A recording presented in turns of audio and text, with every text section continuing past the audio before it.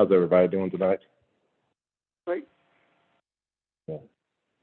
So, leaving off from yesterday, we really took a deep dive into the emotional part of it and just the impact of regulating the emotions and regulating our response, so to say. And so, really focusing in on the internal aspect of how the A sense really affects us day in and day out when it comes to the emotional response and regulating that. I think we had a lot of good insights yesterday too that were brought up, and we emphasized that we're not trying to act like Elohim, but we are Elohim, and really emphasize that and just the whole history of it. And then, one of the things, like I said earlier, when we first started yesterday, just really understanding the memory. It's probably the best way we have to measure our spiritual growth as an individual, where you can see where you were at one point, and you travel down that timeline of your life, and it really helps you to understand your identity, and that identity is that we are Elohim. And Kathy made a really good point early on yesterday, was that, we get faced with things we've never faced before, and we feel like we could be overwhelmed by these obstacles or things coming up against us. But at the end of the day, we just have to step back and remember who we are and take control. But any questions or comments from yesterday, and any statements, any comments, anything anybody wanted to add or have a question answered?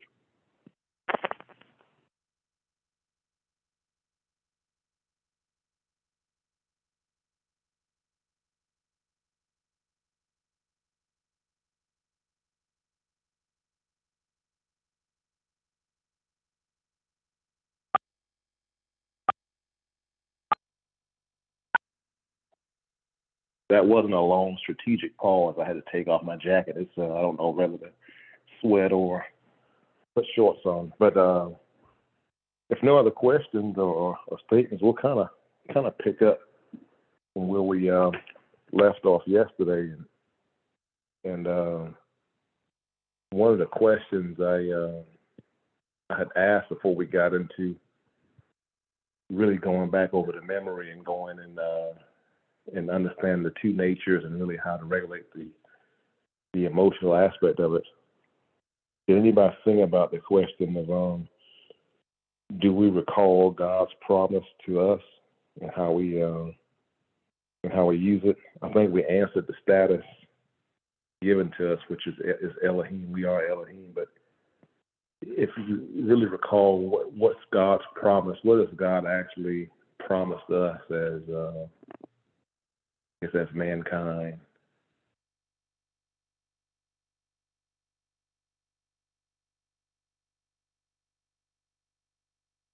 I was trying to open up with that just to get a little historical perspective. But what has He really promised us?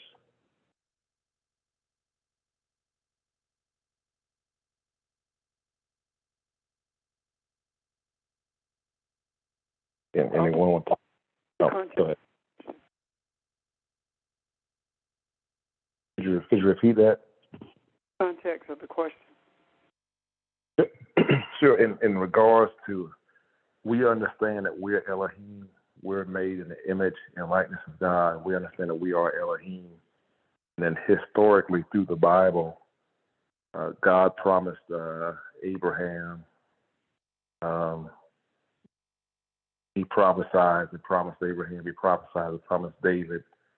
Even with Jesus, there were things that were prophesied and promised. Do we understand what God has promised us?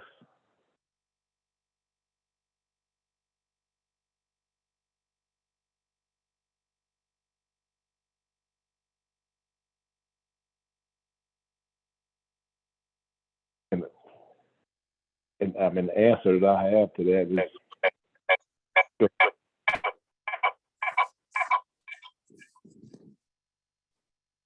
Go ahead. I heard an echo.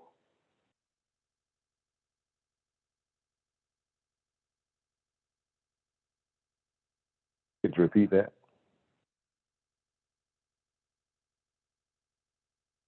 Hello?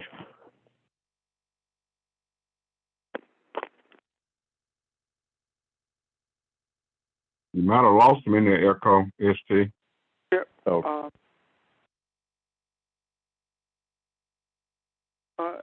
Abraham was promised that he would be father of many nations.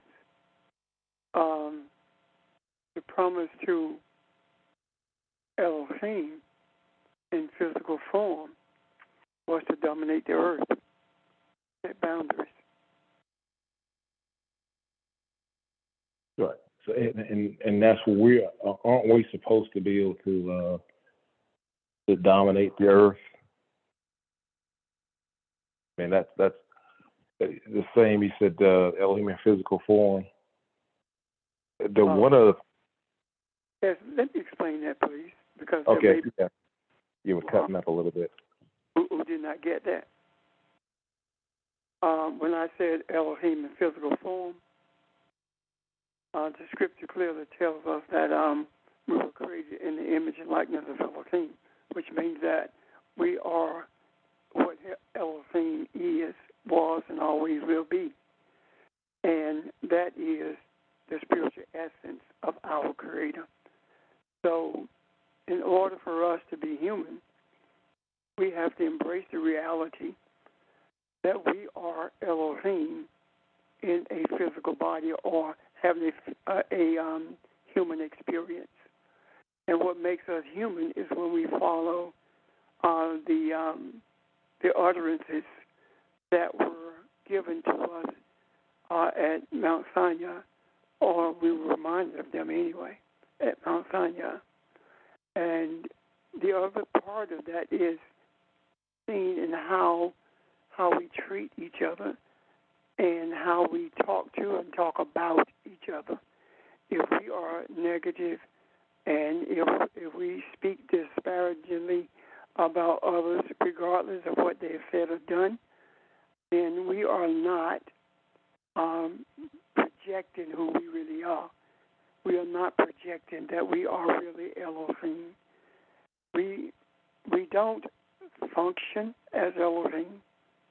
We are not the Elohim that I am. We are Elohim. And it doesn't mean that we will not revert sometimes to the thoughts that pulled us away from our spiritual knowledge of being Elohim. There are times when the things that we have been ingrained with in the past will rise up. We will get angry, but we have to sin not when we are angry. Do not get entangled with what you're angry about. Don't let it get you so caught up until you lose sight of who you are. There are times when we look at people who are white supremacists and get upset about that. Understand that these are the children who need our guidance, and so they can understand whose image they are as well. Okay, thank you, guys. Yeah, and the one thing I was I guess where I was trying to go with it is Ron's term is once we realize who we are, the overall promise that God made to us that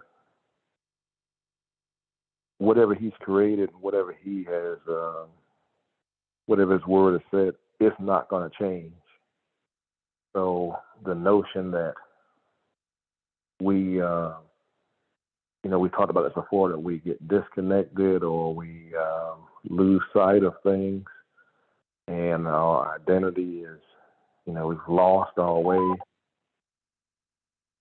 I just wanted to emphasize that what you just said, we're Elohim, and according to what God's promised, that's never going to change. We may not feel it sometimes, or we may have doubts, but when you go back to what we said yesterday, if you ever get to the point of being doubtful or discouraged, who you are is never going to change.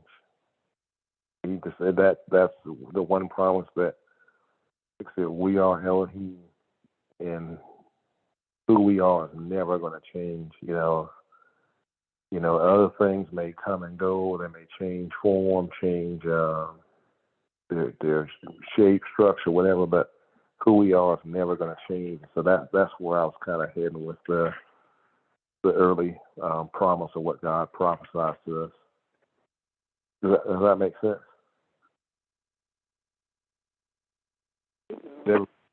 Initially. I simply wanted to reiterate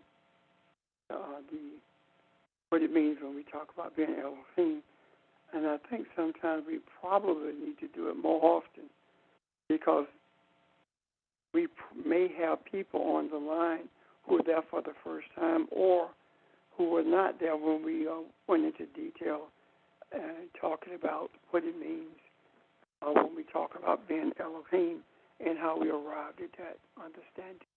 Thank you, sir. Yeah, because even when you said that yesterday, just who we are, and the way that when I was saying operating, and that was a way for me to try and put the power and perspective that we have, the authority and the power that we have, the status that we have, and really just saying that we, that's our identity, that's who we are, and you kind of have to, operate with that power and authority because that's who you are. And one of the things we talked about yesterday with the emotional aspect of it is that if we don't regulate and balance and have that equilibrium without emotion, it takes away from who we are. But it's not gonna change our identity. But what the emotion does, it changes maybe the characteristics that you display at that time. In other words, you're still James Richard, I'm still ST. That's who we are. And if we get too emotional and it's not regulated with the concept, thoughts, with the idea of knowing that we're Elohim, at any given time, if we let external things, interfere with that, then your response can be too emotional, which takes away from whatever the situation is. So something may happen based on the emotion, but we are who we are, and we all have to pull back to that, what we are at the core. But the unbalance, the unawareness of who we are will open the door for things to get emotional, and then we can go back down the whole line. That's why you forgive people. That's why forgiveness is so important, because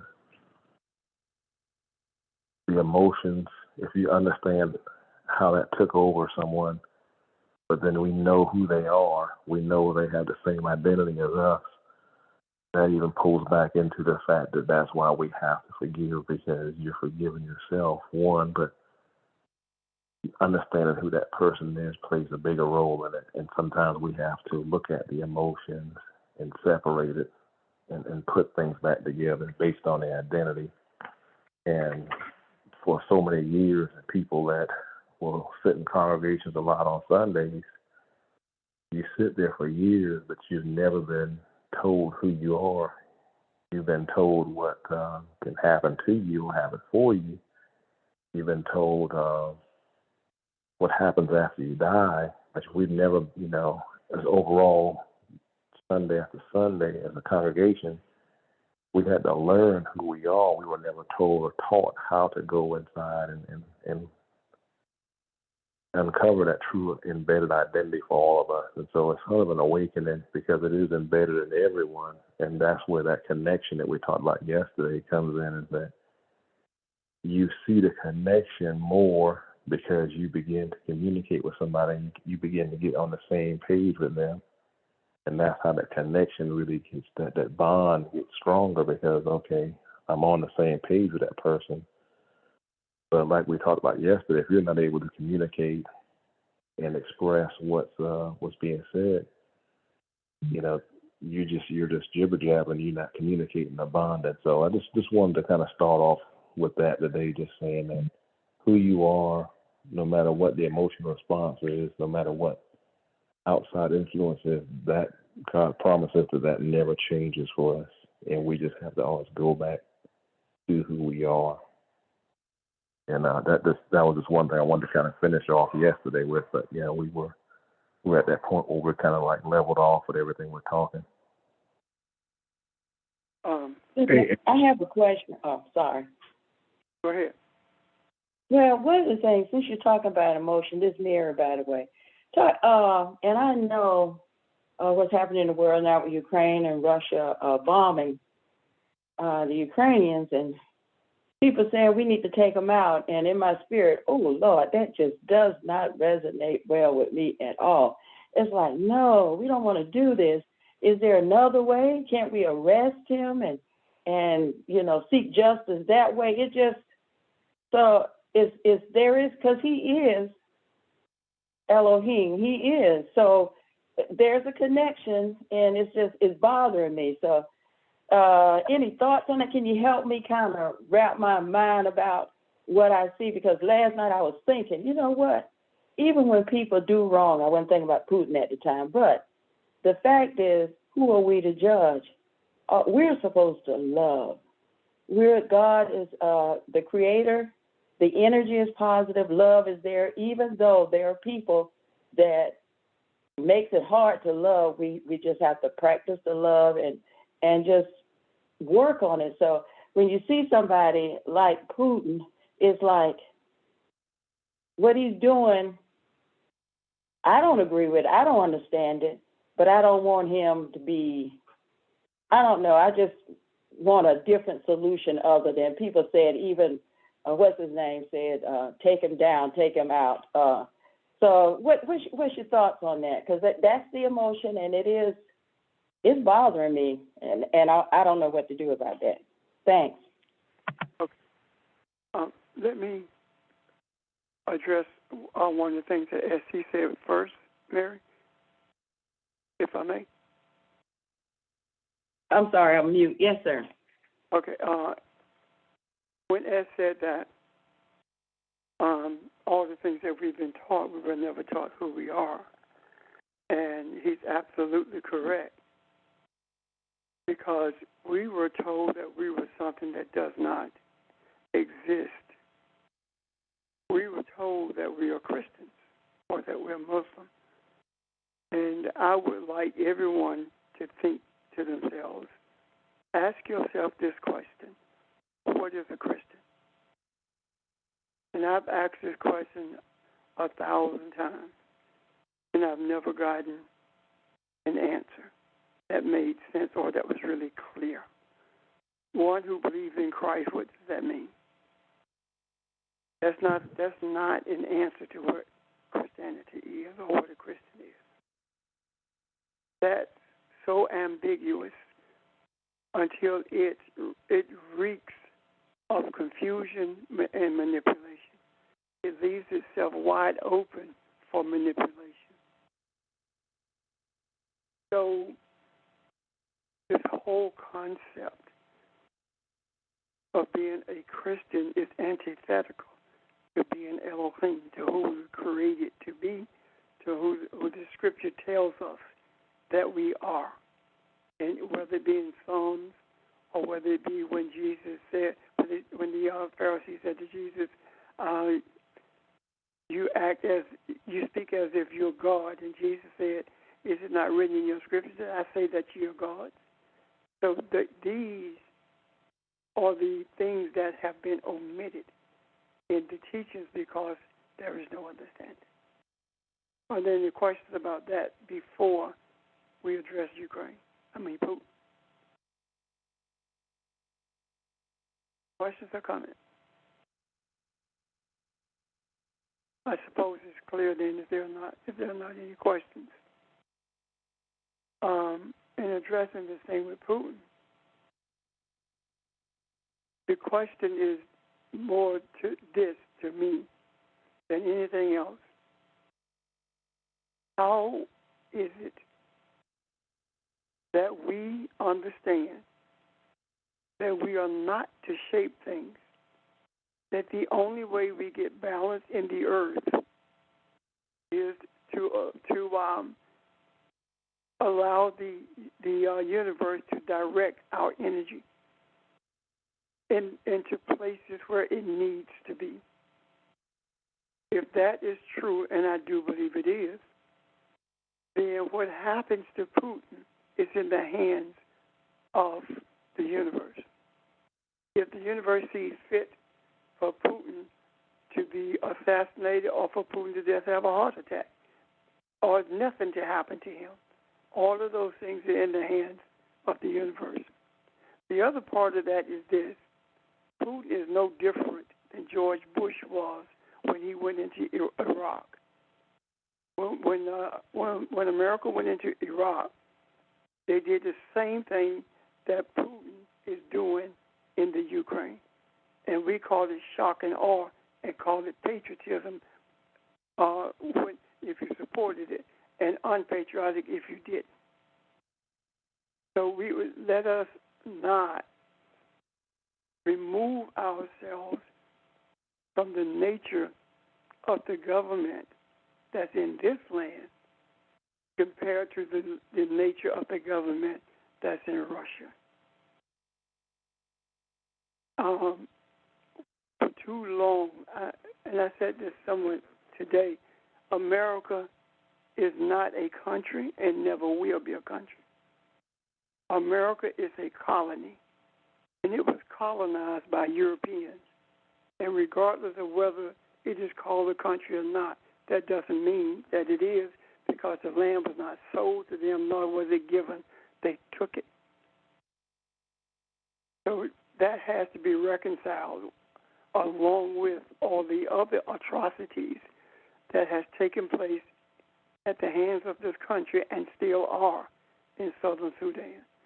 So when we talk about that, Mary, I leave those things in the hands of the universe, because I do not want to in any way make any attempt to shape it by virtue of making decisions about what I think will happen or should happen.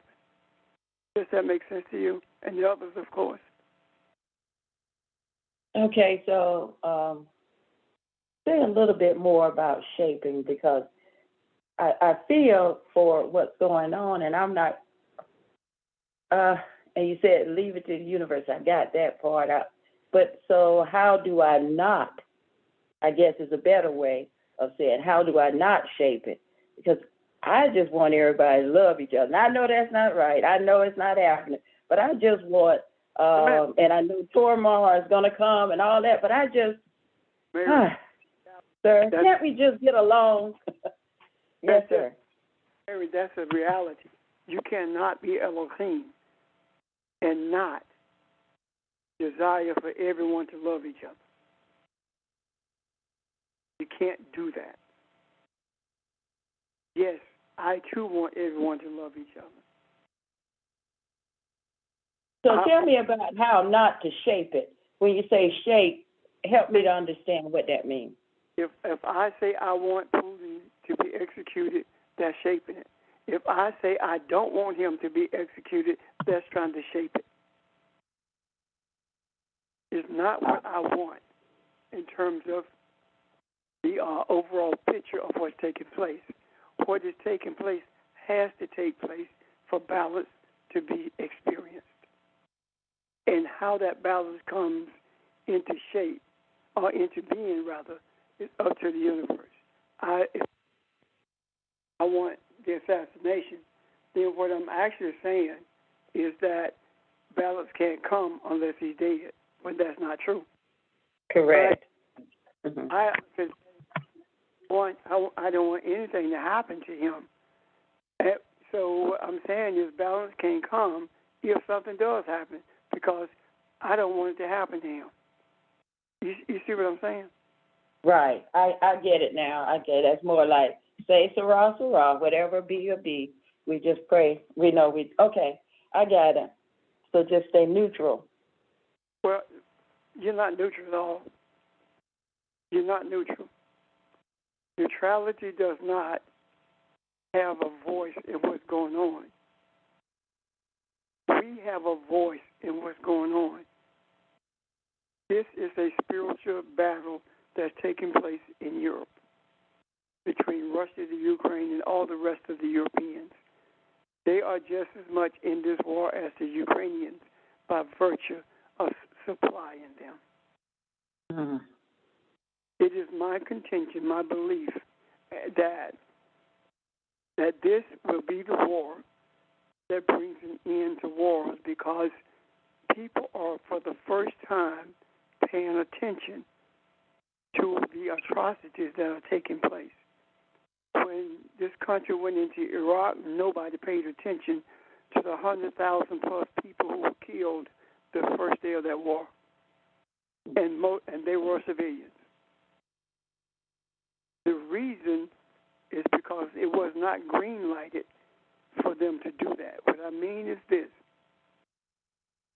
Biden green-lighted the media and everyone in his administration to present to the world a Putin who is deranged, and that's what they're doing. He did.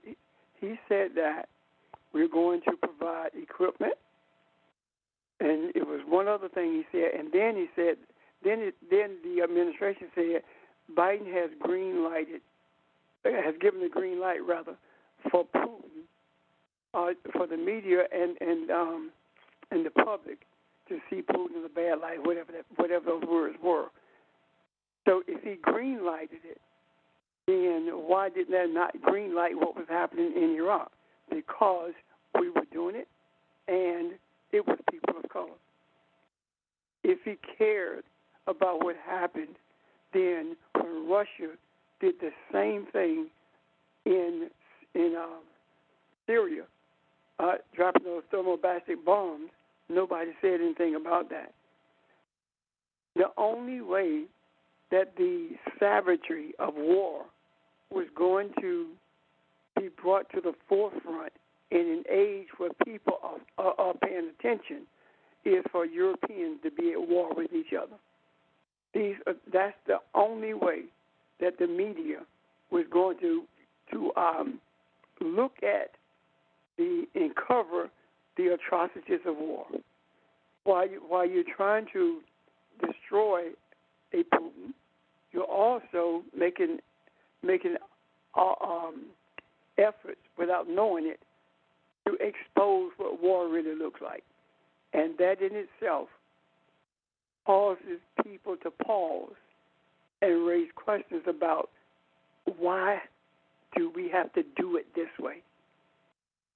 So, and I don't want to get deep into the weeds on it, because this thing has been brewing since actually since the First World War, but more recently since World War II.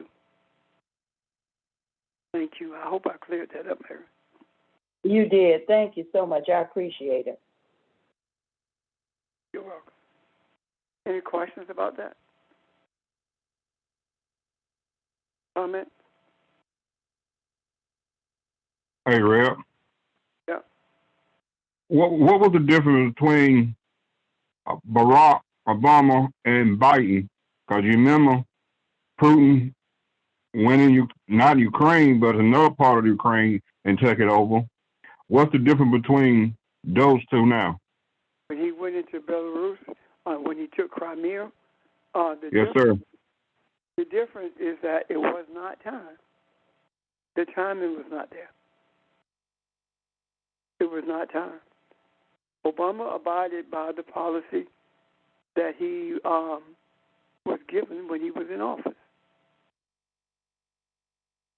Timing is everything. And there has to be someone willing to stand in the gap in order for balance to come to the earth. and standing in the gap. You cannot do that as a labeled religion.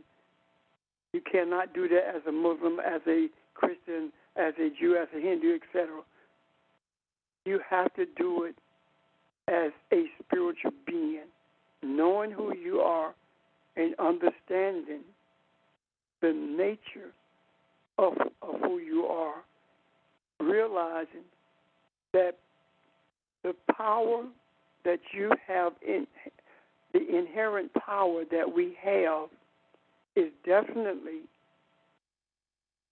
in the tongue, because it takes breath, spirit, in order to form words. And the sound of those words are received by a physical ear. The power is in the words.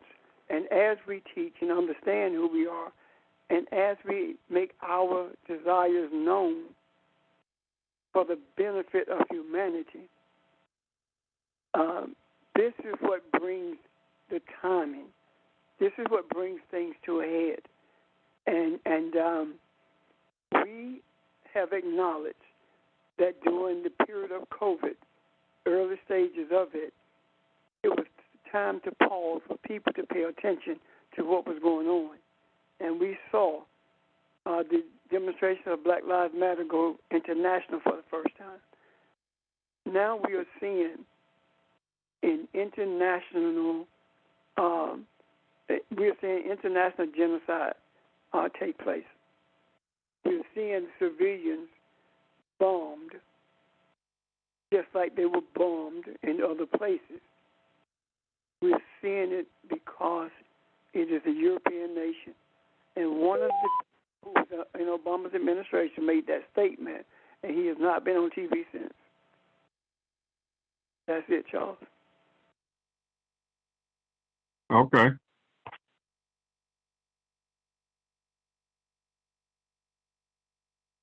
Anyone else?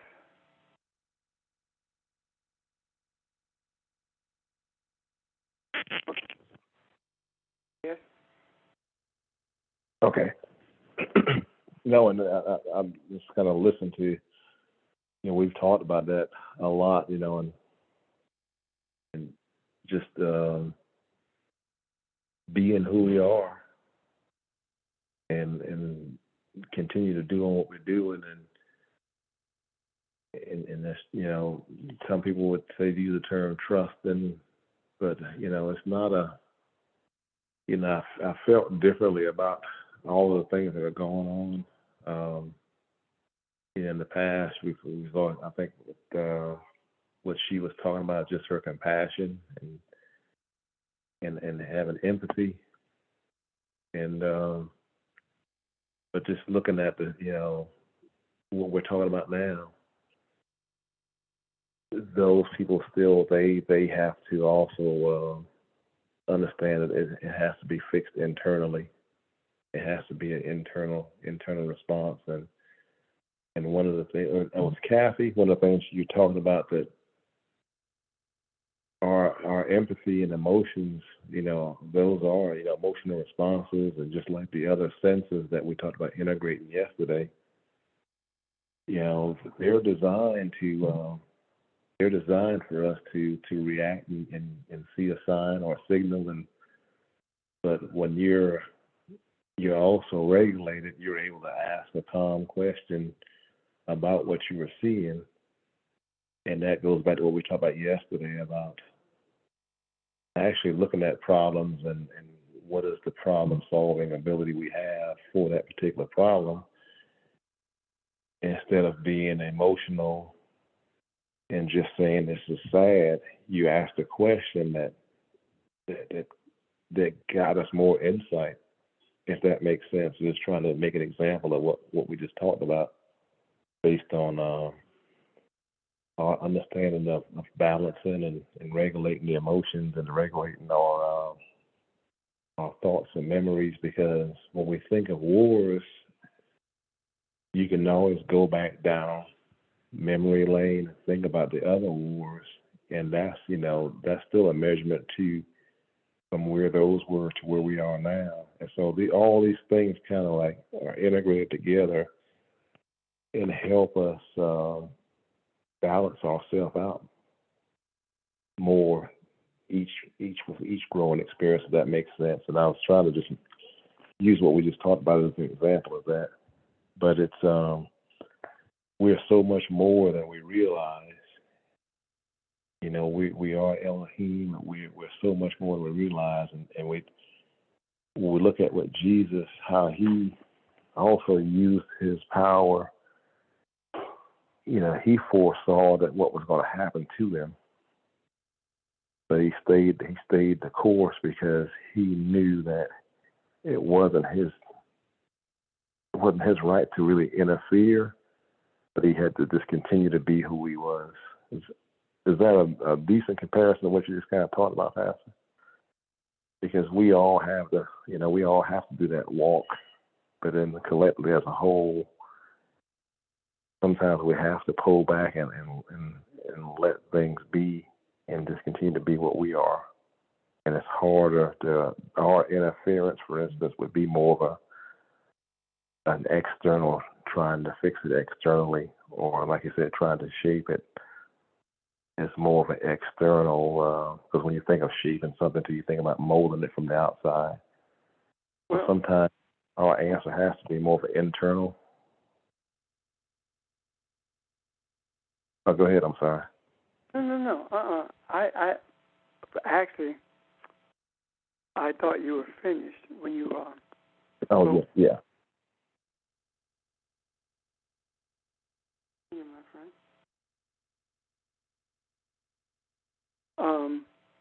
Jesus did it twice. Did what? Jesus attempted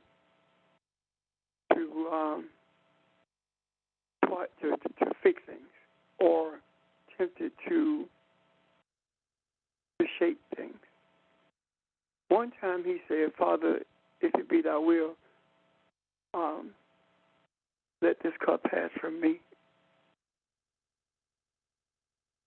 Meaning that I don't want to be crucified, which meant that he would not have been resurrected, and truth would remain hidden. Then Jesus said, "Oh, Jerusalem, how I have longed to cover you as a hen covers her brood." Jesus was saying, God, I want to protect you from yourselves. I want to protect you from the priestly religion. I want to protect you from all of these things that you are responding to externally. So when we have empathy, there are times when we do try to shape things. And I mentioned Jesus in doing that, so we will understand that this is not foreign to those who seek to walk in righteousness. This is not foreign to those who have only a desire that humanity lives in harmony with each other. So, in speaking to that, I want us to understand that we are going to, at times, want to fix things right now. When it's going to change, we want to ask. For too long, this has been happening. All of these are tantamount to what Jesus was saying. Yet we understand in the depth of our soul that balance is closer than it's ever been. And we cannot be blinded by the savage treatment that people receive, be it what happened on January 6th, or be it what's happening right now in Europe, in Africa, and other parts of the world. We have to see beyond that hold on to our desire that all would be delivered from their animalistic attitudes. All would be brought to a knowledge of who they are, humans, as opposed to animals. And I want to ask you something. I like the word discipline more so than regulate, because discipline covers all of us, everything. Discipline covers not just the regulation of your emotions. Discipline involves your whole nature, your spiritual nature. You have to be disciplined in your words.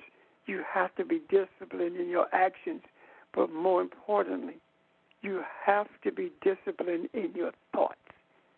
If you can discipline your thoughts, you can discipline your actions and your words. Thank you, unless there are questions. Hey, Reb. Yep. Now, this discipline, so the discipline take care of your focus, right? Yep. Because the reason I'm saying that, so if we didn't have this thing going on now, these comforts to keep us in focus, keep us on God or what's going on and what's trying to take us off focus, we'll be in the shape as other people, agreeing with what the world's saying to do to whoever.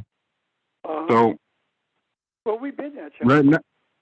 So right now, when you get out of focus, and this lesson and the people's on here is making us pull back so we can be focused again.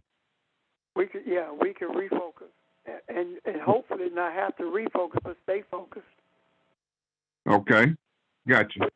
We are not far from where everyone else is. We've been there. There's no denying that. And sometimes we revert to that. We go back to it. There are periods when that happens. You don't discipline yourself by saying, I'm disciplined. You discipline yourself by correcting those things that flow from your lips that should not have, those actions that should not have taken place, those thoughts that you should have dealt with, rather than denying them.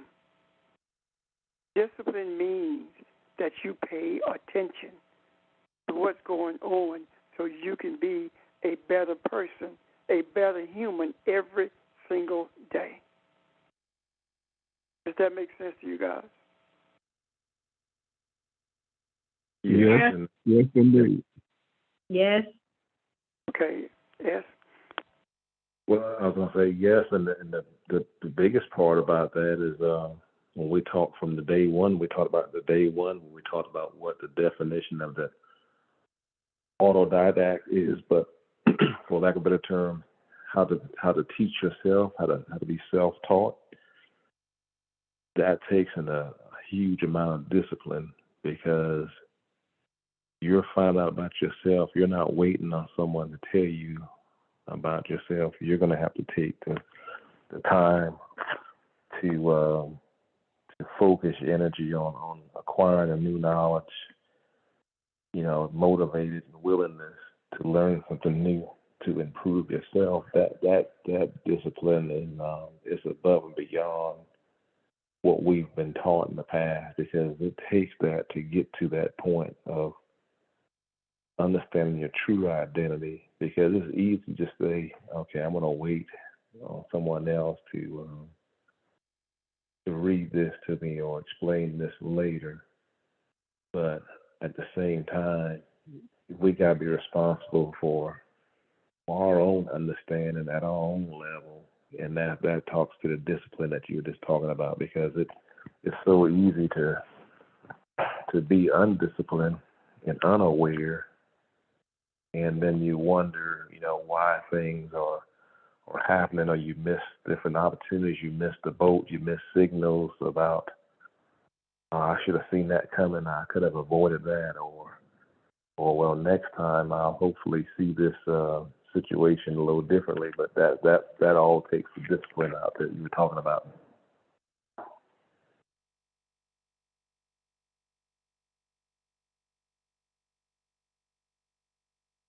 Hey, yes, it's Ron. Hey, Ron. I want to. I see this. I'm thinking. I'm seeing this, and I'm gonna kind of go through how I see it in my head from what you're saying.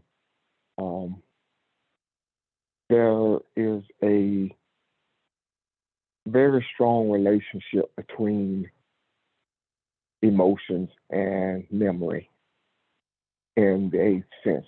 At least this is how I'm seeing this. And I was trying to explain this yesterday, and sometimes things don't come out right. I think I see it, but I can't explain it all the time. But you were right when you were talking about emotions before. In fact, I was explaining to someone just last week. Most of the time, if I'm very emotional about something, I end up making the wrong decision. So I have to calm myself to look at the situation and make that decision. But in this case, this is different. The emotion, and what got me to thinking about this is, I don't think it's any coincidence that we as a people, the African seems to be more emotional than anybody else. We're more sensitive to things, and we're more hyper about things. And I don't think that's a coincidence,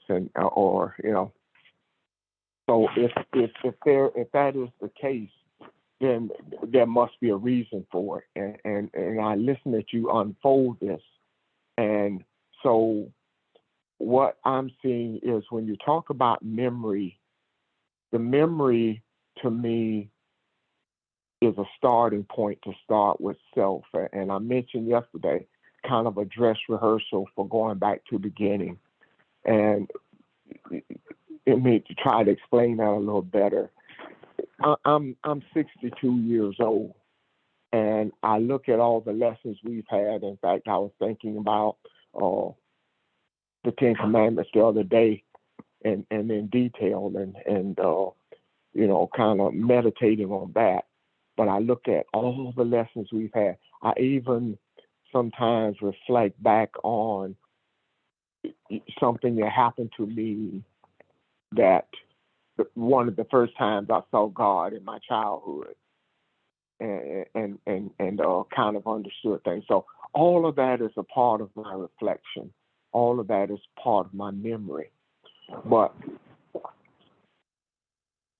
that is a part of what makes me mold me and takes me through the transformation of being Elohim. So I'm wondering, when you talk about that as a measurement, can that be that I'm using all of my senses, and that's why it's a measurement? I'm using more of my first six senses, and I'm measuring that by my life. But when I start using my eighth sense, the measurement changes entirely to something different, meaning that my memory is expanded beyond my 62 years. It becomes spiritual. For example, the emotion ties into it. The emotion is what allows me, as Mary was saying earlier, to feel the hurt and the pain and the love for other people. So it is the emotions that is the wave that takes me into the universe to feel that pain, to feel somebody else. So when I go into this meditation now, it's more than Ron's memory of Ron. I'm operating now as Elohim. So it's not just a physical memory of my 62 years. It is expanded to something much more. So those two things to me, the emotion and the memory, work hand in hand. Is what eventually ties us all together. And it is also the part that completes the transformation from being just Ron being in touch with his senses and learning how to meditate to expanding beyond being Ron and being Elohim and understanding that. So that beginning now, that when I get beyond my 62 years, that's what I mean by taking me back to beginning, because I can see now farther than I ever have, and I see those experiences that involve all of humankind that may not just be mine. So I'm able to see beyond what the physical experience is all about for me. I hope, I still think I messed that up because there's something I forgot. But yeah, that making sense. To ask me a question, I could say, but is that kind of what you're saying? I see the emotions as being a catalyst, and Pastor's absolutely right. Without discipline, none of this works. None of this works. The emotions becomes a tool because it becomes the wavelength that takes you where you need to be out in an intuitive way, out of self. I hope that made sense. Yeah. And I think let's emphasize this: the emotion and sensitivity. I want to separate them a little bit because I put sensitivity more in that awareness bucket, where you're to use sensitivity, to our advantage is more of we're sensitive enough because we're aware, we're sensitive to what's going on around us. And then you were talking, and I wanted to use the example yesterday when I talked about religion. The biggest thing is finding our identity. And you see the growth when you find your identity, when you travel back over time. When Pastor said yesterday about how he evolved delivering this message and what he was conveying to people to where they got it. And you want to know one of the other things that religion used to trap us from our identity, to find out who you were? Think about this, for years, we were stuck at a certain point by faith. We were kind of, I'm not saying faith is negative, but the way that it was used kept us from our identity. And I think we go back to the identity more, and the memories really, you see the growth, because like and I'll use myself for example, you see the growth from the point of where, okay, I thought faith was just the end all be all. And that really was just the beginning, because then you evolve from, okay, because you could ask the question, how much faith do you need to make this happen? How much faith do you need for that to happen? They would say, well, it's the faith of a mustard seed. This would happen, that would happen. That whole concept kind of had us at a holding pattern.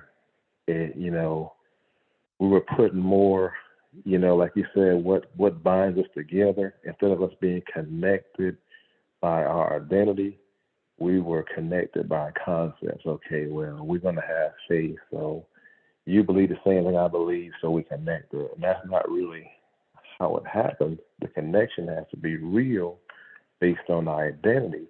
Well, if you think you're someone and I think I'm someone else, then that's not a real connection. And those are some of the things when we go back down to the smallest levels of what's kind of like held us back or what's kind of kept us in the pattern, like you said, from evolving is the hold on our identity of who we really were. And the memory is the thing that can take you back to who you really were, and then you can evolve. Because remember, it's not like you found out who you are, okay, you're all done now, you set forever.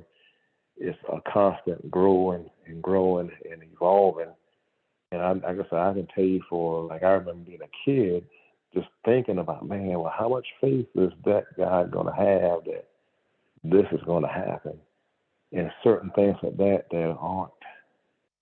that we're not able to grow from. You have someone who's stuck in that point of still saying, okay, faith is going to deliver me. I'm going to be delivered, and I'm never going to really know who I am and operate based on who I am. I'm going to be stuck in the faith. But then that memory takes in from the day that I discovered who I am, from moving from faith to this point that we are now. Does that make sense? And I was just trying to use an example of how we could get so emotionally tied up into one concept, and we just don't get a chance to evolve. Go ahead, I'm sorry. I want to see if that fills up with Ron, because I really want to speak about faith. I see it differently than I've ever seen it before. Ron? Yeah, I'm listening to what Ed said. I think we see it a little differently, and I'll go back and listen to the tape because I'm seeing this through what he has shown me, and I'm trying to get this, and because I really think this is important. I think this is the how-to that we've been looking for, that we've been asking for. We've been talking all along about being Elohim, and this is showing us how to get there. And I think it's important. So let me think about it for a little bit. Just yeah. Thank you. Excuse me, this is Vermel. Sage, when you're talking, could you move a little closer to the mic because you're fading kind of in and out. Okay. What about that? Is that good? Vermel? Yes, that is good. That's better. Thank you. Ron, I see what you're saying in that we do go beyond our years. And an example of that is this. There are children who are 5, 6, 7 years old, and they say things that you would expect to come from an adult's mouth. And we say that child been here before. That child has not left beginning, and that child is able to see everything that it's seeking. Example, one child says to mama, I'm 7 years old, I think, I know it's hard for you. I know it's scary for you to watch me grow up, but you just going to have to deal with it. So those kinds of statements, we say that child been here before. That child is still at beginning. And we are actually, by virtue of embracing Elohim, we are at beginning at all times if we allow ourselves to be. And I do believe that that's what the eighth sense does. It gives a way, it helps us to see, rather, that we are always at beginning.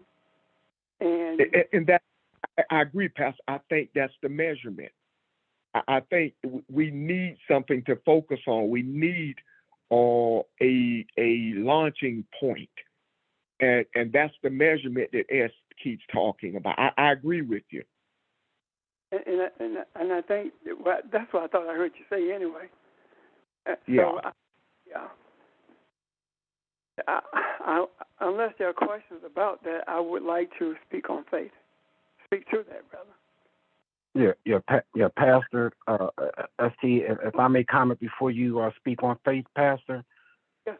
And Ron, and what you're saying, and I concur with, because as I think about, my self-awareness, and I think all of our self-awareness from the time of my engagement, in terms of, our teachings, I can see myself having a healthier level of self-confidence, when we talk about, I am Elohim. And I think in that awareness, there's some other aspects of, our spiritual development when we look at this awareness from the standpoint of our strengths, dealing with our limitations and fears and aspirations. But I think in looking at both of these emotions in terms of self-awareness and discipline, we're able to, now, stand apart, from our thoughts and feelings and examine them objectively. So I see the discipline piece in terms of accepting responsibilities, for our actions. But in Ron, what you were saying, I think that this is a point of a foundation in terms of just being able to, have that healthier level of self-confidence in terms of who we are as Elohim. I just wanted to share those thoughts. I'm done. Yeah. George, I agree with that. I appreciate that. I'm really excited about this. This coming on the heels of looking at the 10 utterances, and to, all of this is showing us how to be balanced, and we are we're already where we're seeking to be. I think we've arrived there, and we don't know it yet. And this is helping this to come into focus for us. But I agree with that. I think I hope anyway. I'm saying the same thing as is saying. I just saying it through my own vision, I guess, through my own, But I hopefully do not want to confuse anybody though. But thank you. It's just saying in different words, and we say things, we express things differently because there are people on this line who hear differently. They hear in their own language. So, the more if we have to express it more than one way, rather, it is simply because the Creator is showing us that it's necessary to do that. Everyone can hear in their own language, and that means hearing the way they process things, if that makes any sense. Yes, it does. It does indeed.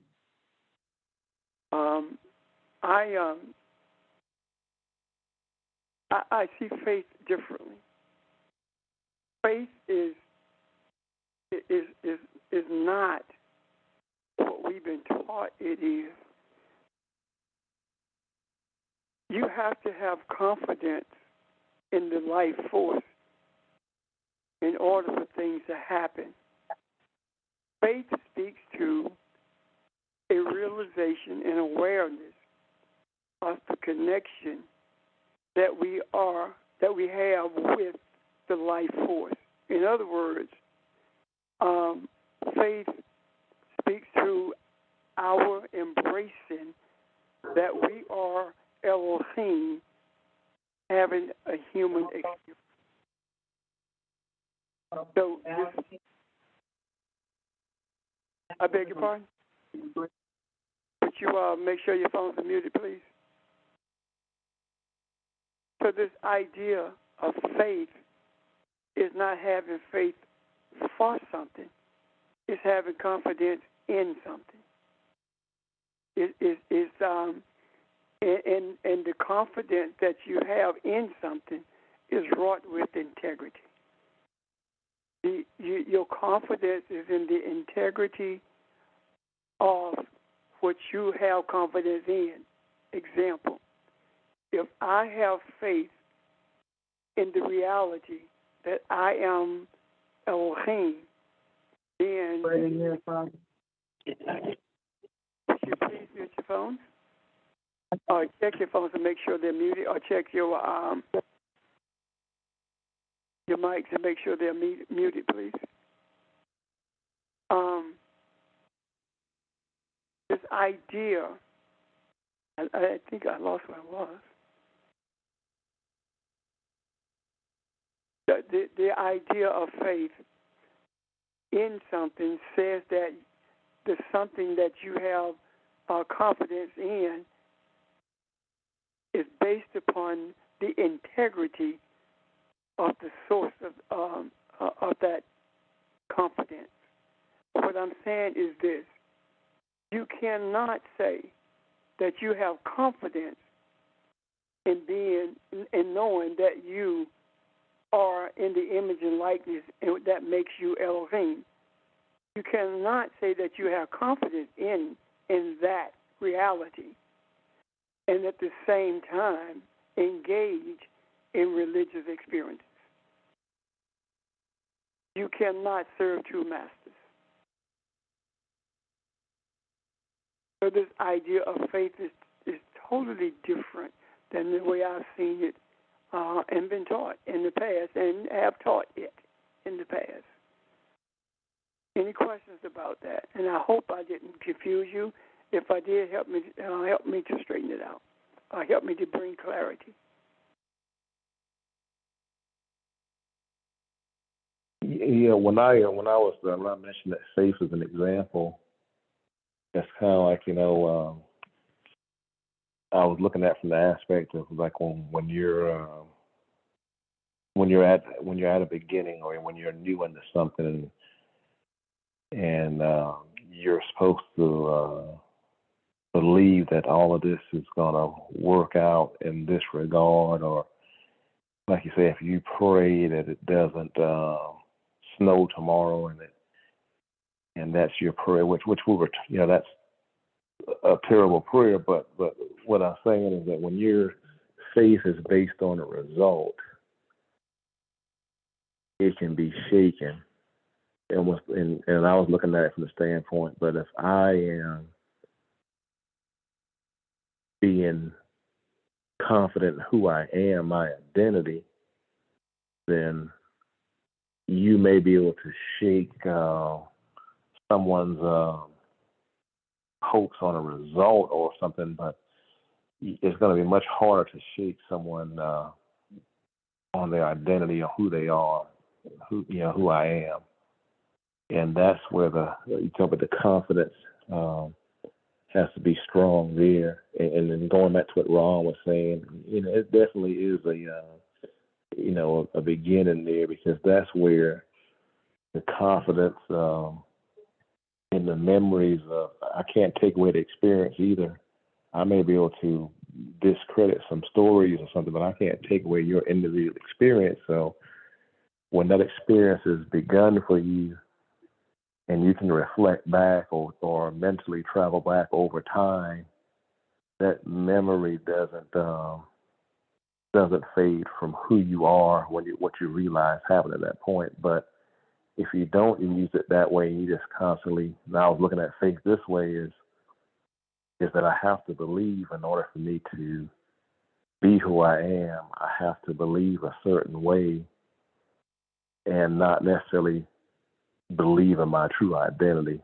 And so I was just trying to separate the two, how faith, we had more influence on us externally based on faith than we did internally based on who we were. If that makes sense. Yeah, it does. I can see that clearly. Yeah, faith in the past was sort of used as a harness to kind of keep you in place, and it was something that could not be measured, but was measurable to the fact that, as you said before, this doesn't happen because you don't have faith, you don't have this, you don't have that. So I never thought about it like that. I never get to see me because my faith is always in Jesus or always in God, and that continues to be my focus. So there was no development of you as an individual. An excellent. And that, That was- yeah. That was that faith, as you're describing, it's what we were taught, and that actually connected us to the church or to religion by saying that our faith is in Jesus, not knowing what that means.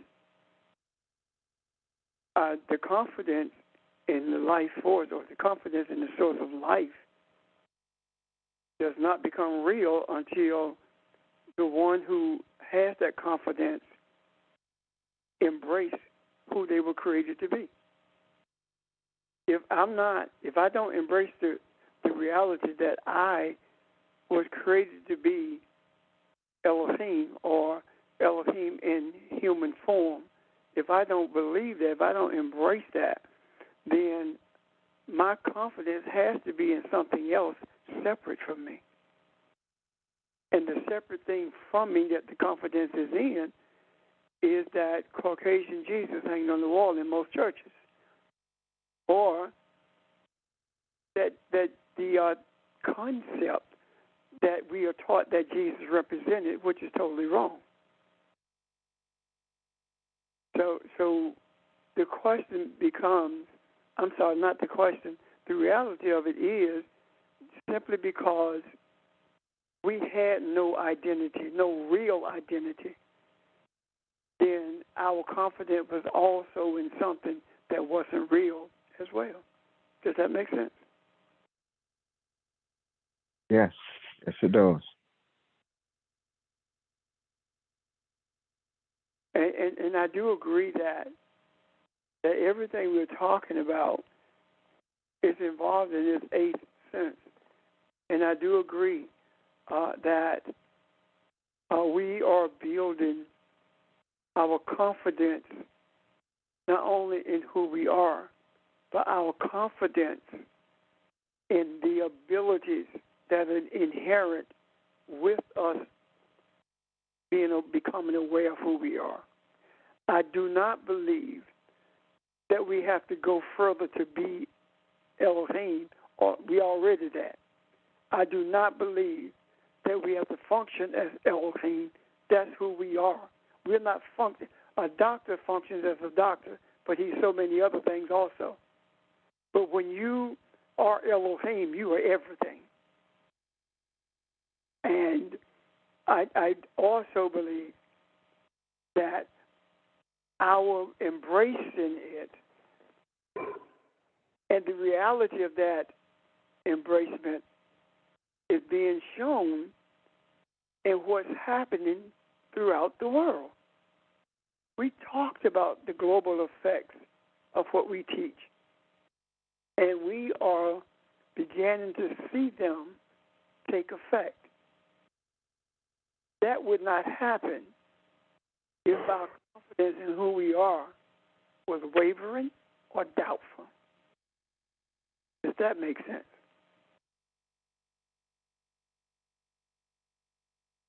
Yes. But think about it. Everyone do not have to come to that place of awareness for change to take place. However, when change takes place, people begin to live according to that change, that balance. And there will be outliers. And the outliers who exist are those who need the leaves from the tree of healing, meaning that they need the understanding of who they are. And the way they get that understanding is not only by how they interact with those who have it, but also they get it by questioning the change that they have seen, as well as the change that they have experienced. I'm done. I have a question. So, this is Mary again. And I'm sorry for asking so many questions, but I just want to make sure. No. Stop, Mary. Sir. Every time that you apologize for asking questions, I'm going to stop you and say, why you apologizing? Because I don't want to take us off course. But this is about faith, so. Well, we go just where we're supposed to be. Okay. All right, I got it. So the question I have is that I understand this concept of faith, and I think I know I shared it a few weeks ago, maybe a month or so, about, actually, thereby is these three: faith, hope, and charity, and that the greatest of these is love. So when it hit me one day that I am love, I don't need the other things. I don't need hope. I don't need faith. I just am. I'm love. I am that I am. And I trust that. I'm learning how to walk in that. So just want to check to make sure that I am on solid ground when I say that. I believe I am, but I also need to hear other thoughts on that because, I don't think about my car. I just do. I just get it and crank it. Don't think about the light, flip the switch. I am Elohim. I am. So I don't have to worry about that, the faith part. No, it's going to happen. So when I have these feelings, I'm learning, and tonight's question helped me with that feeling about Putin, and I'm learning how to operate, to walk in who I am. So just comments, thoughts about that.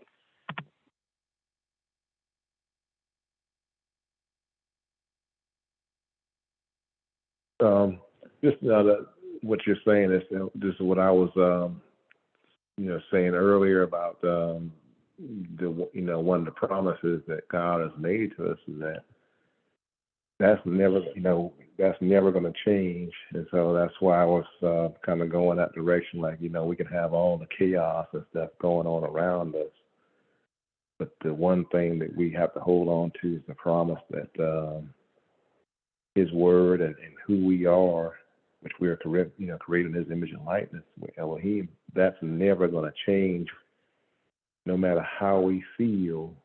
That's who we are. And you're right. I mean, just look at it from a physical, child. My kids are always going to be my kids. That's never going to, never. They can change their names. They can, change physical appearance. They can even say, I'm not their dad. That's never going to change because, that's just who they are. And so our identity is the most important thing we can understand is who we are. And like you said, everything else will take care of itself. But the most important thing we can do is understand who we are and not let things get us too high, too low. Stay disciplined to who we are, and that discipline will keep us from becoming too emotional in the situation. That discipline would always keep us, sensitive to what we need to do.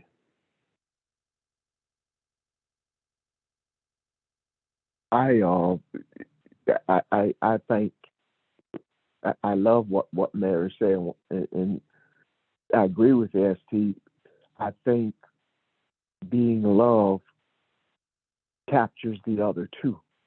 I think they're all wrapped up in that. You said that with assurance that I am love, and I listened to what you said earlier about loving everybody. That's in your heart, and that's real. And the one thing, as Ed said earlier, we've been taught that faith is the end of everything, but it's really just the doorway. It's the beginning. there's one thing that is stronger than faith, and that is knowledge. I know that I am loved, is what you're saying. So, that captures everything else that's in the book, Mary. You are love, and everything that hangs from that, is in the book. All the utterances, all the other lessons that we've gone through. Everything is in it, just is captured in that assurance of who you are. So I agree with you. It's you are on the right track, and I love the enthusiasm in your voice when you say that. I can feel that you are sincere about that.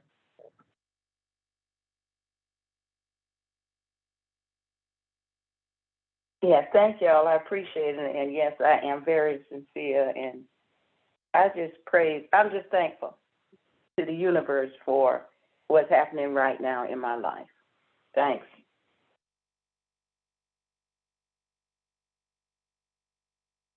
No, thank you for sharing. Yeah, and everything that's so like Kathy said, I think last Sunday, the discipline that we're doing with our emotions, and when we do get bad news or things that we have to adjust on, it's a little easier to accept the change and to deal with it and finding a solution.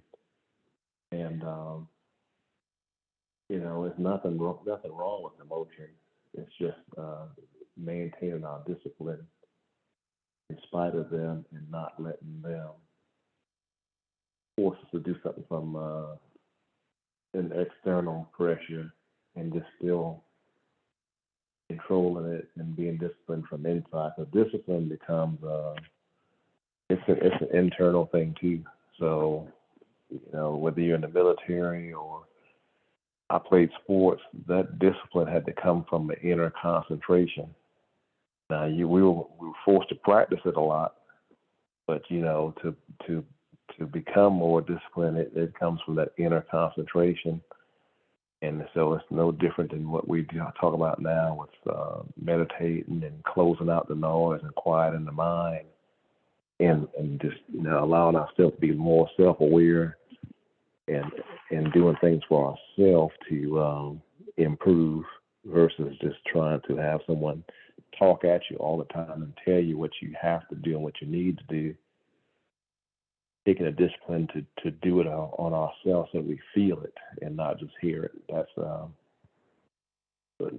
my take on that. But you're absolutely right, and we appreciate you sharing that too.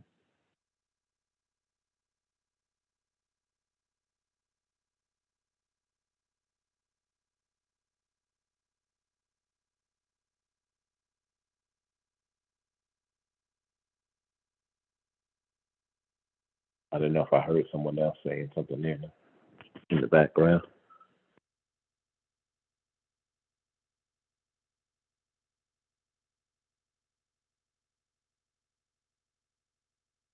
But it's going back to what we were promised. We were promised a lot, but that one main promise is that who we are will never change. Like we talked about everyone. If you look throughout the Bible,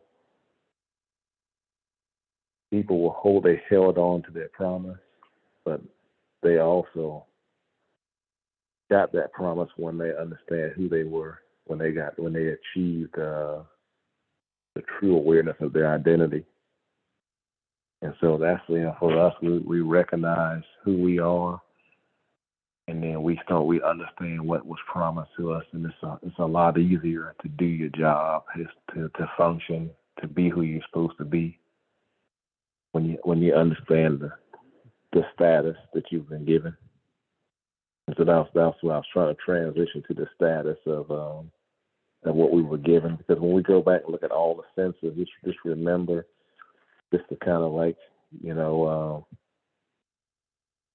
over it one more time. We're talking about intuition, we're talking about memory, learning who you're supposed to be in a given moment,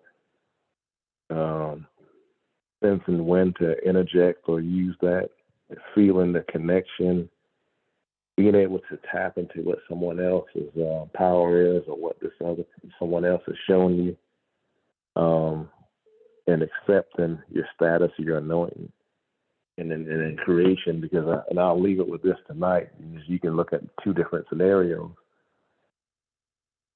The person who creates something out of this sheer emotion, what are they creating in that moment in time, versus the person who creates something based on their identity, principles that they've always been disciplined in following, and that they're going to just create this always based on their principles and discipline versus doing something, emotional in a time. Because it was I don't know if it was a comedian or someone that said a joke, just imagine if God was emotional and what would happen to us if he just reacted to everything that so. But just wanted to leave you with that too, just the thought of think about what you're creating. Do you want to create from a place of discipline and self-awareness? Do we want to create on a whim of being emotional at the time, and something forces us to react a certain way? And this has nothing to do with how people would, say, well, say a female is more emotional than a male. It has nothing to do with that as much as it has to just do with not understanding the awareness at the moment of time. So it doesn't have to have anything to do with that. It's just not being disciplined and not being aware of their identity at the time of creating. But just something to think about, because we all have opportunities to create every day. Are we going to create from a discipline standpoint, or is it going to be something that we just forced to do from an external pressure, or something that causes us just to react?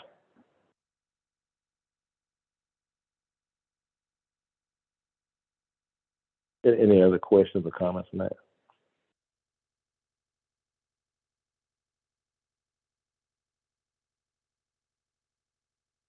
You did a great job. Thanks.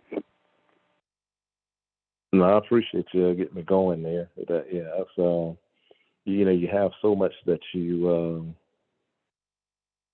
can go with, and you try to flow with it, and I try to at least introduce where I'm thinking, but I mean it kind of came together, and I appreciate Ron too for and George. I mean that was right on time. AST, this is Janine. Yep. There's a quote that I want to read. It's in an article that actually has nothing to do with what we're talking about, but I think it still applies. And it's talking about the freedom that you have deep within yourself, and that freedom to shape your attitude and address circumstances as they come, which I think is relevant. So here's the quote. It's not too long. The last of the human freedoms, to choose one's attitude in any given set of circumstances, to choose one's own way.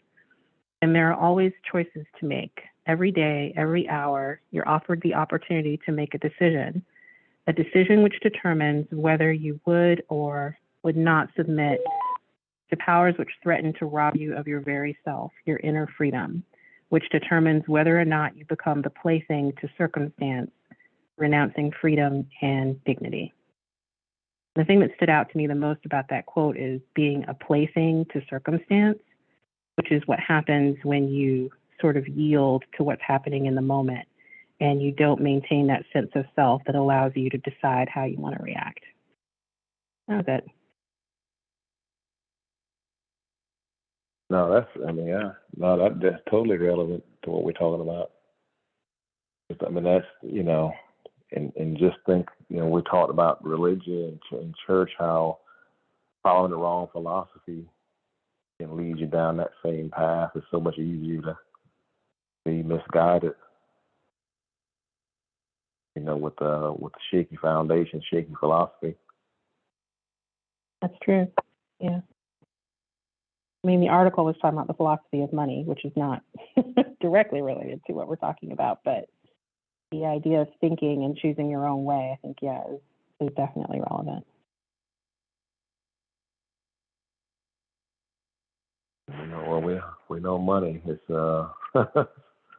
and you know, and I think the one other thing, like what Rev said earlier about you know, one thing, the reason you just can't like have Putin eliminated because, like we said many times, what other things is he's a concept.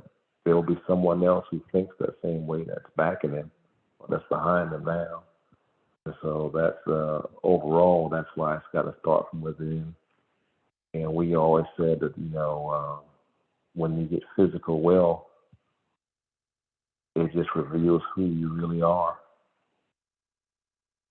And that happens because you don't know who you are to get, you know, from the beginning. So it's I just keep going back to the identity of who we really are.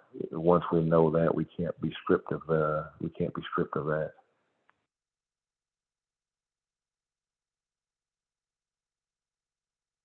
Well, thank you, Janice.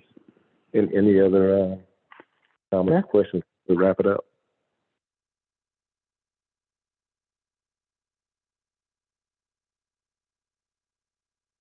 Good job, everybody. Thank you. Yeah, nothing. Yeah, I appreciate it. I agree. Yeah, good job. I enjoyed it. Right. See you guys on Saturday. Okay. Have a good evening. Bye. All right. Have a Bye. Bye-bye. Bye.